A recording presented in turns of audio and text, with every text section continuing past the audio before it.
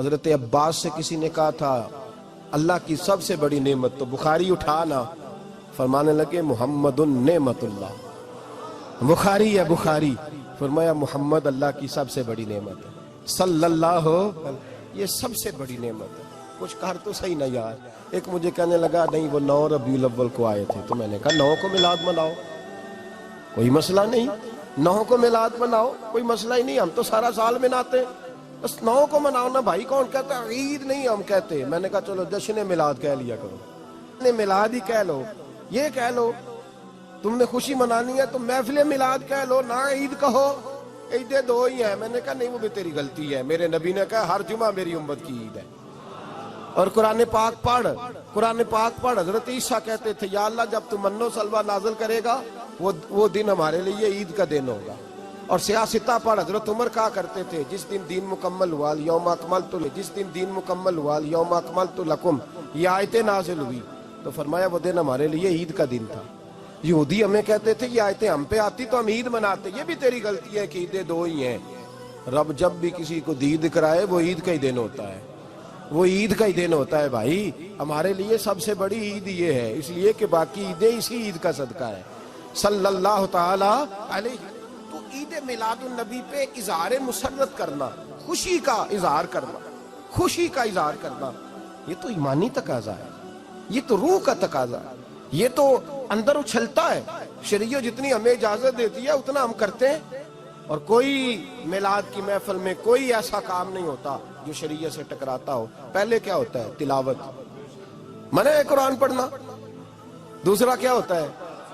اتنا درجہ ہے نعت کا، اب تو نہ نعت پڑھنے والے رہے نہ سننے والے رہے، دونوں میں ہی کمی ہے۔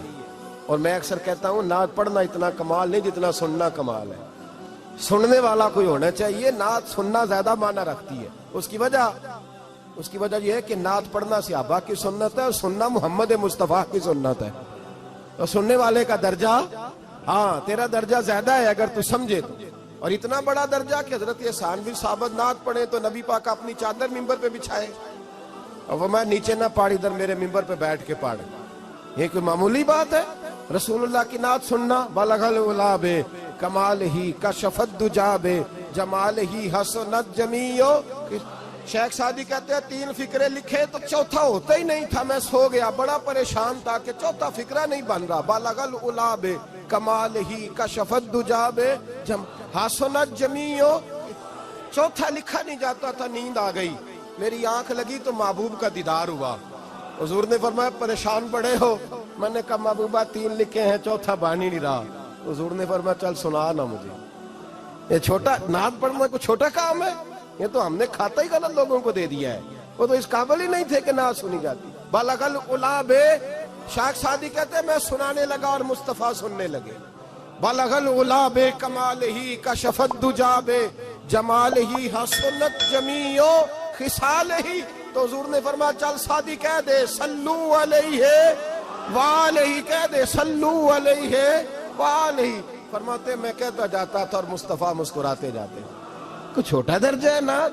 نعت تو ایمان ہے، نعت تو طاقت ہے، نعت تو تیری روح کو بیدار کرتی ہے، پر شرط ہے نعت ہو، شرط ہے، شرط یہ تقاضا ہے میں نعت ہو، وہ نہ ہو کہ نعت پڑھے نا۔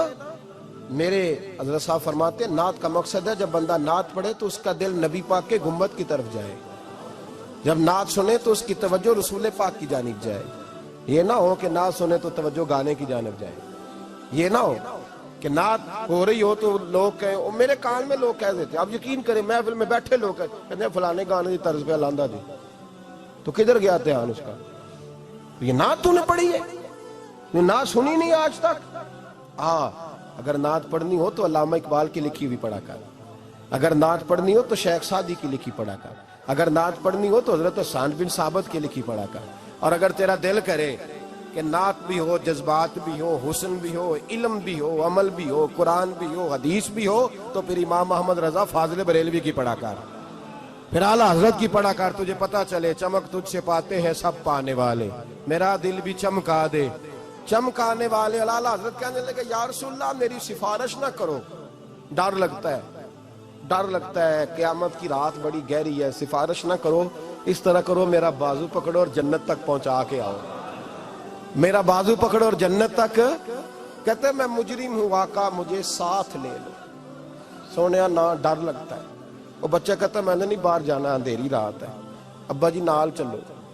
تو بلا مثال بلا تشبیہ صرف سمجھانے کے لیے، کسی کوئی بڑا ساتھ ہو تو ڈر نہیں لگتا.